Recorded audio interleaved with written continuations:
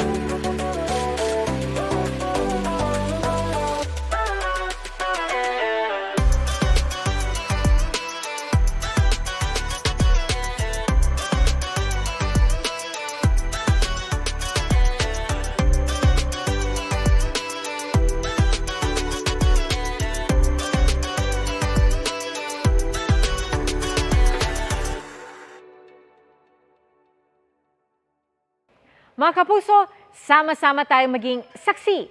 Mag-subscribe sa GMA Integrated News sa YouTube at para sa mga kapuso abroad, samahan niyo kami sa GMA Pinoy TV at sa www.gmanews.tv.